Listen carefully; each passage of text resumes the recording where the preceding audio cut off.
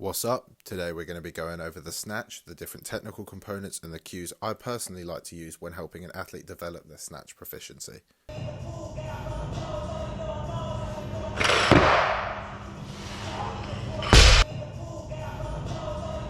So, start position. Personally, I prefer a static start position as this allows you to nail all the key positions you'll need throughout the lift.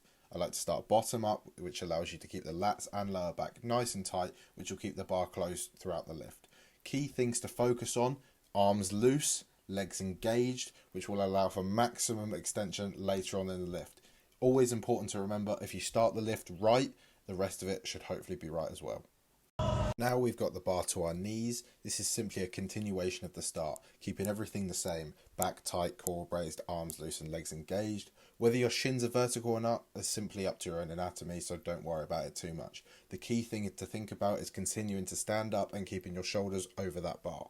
Where things get interesting: the power position. This is the position we're in just before extension.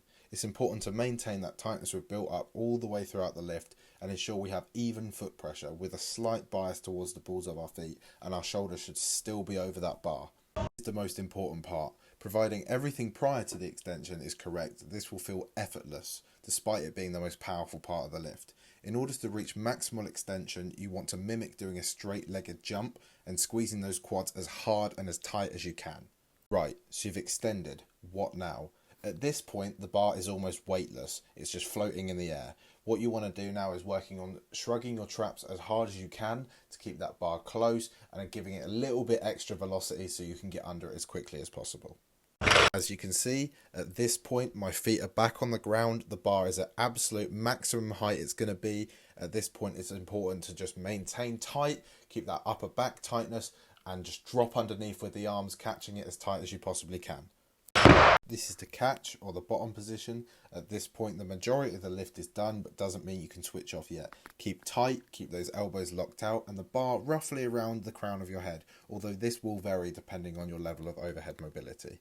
And cool, you've done it. You've done a snatch. Remember to keep it there just for a second, just as a practice for competition when you're going to have to wait for a down signal from a judge. And here's it all put together again. Final remarks: I hope this helps and I hope it gives you an insight into what I personally look for in the snatch. Remember, this doesn't happen overnight.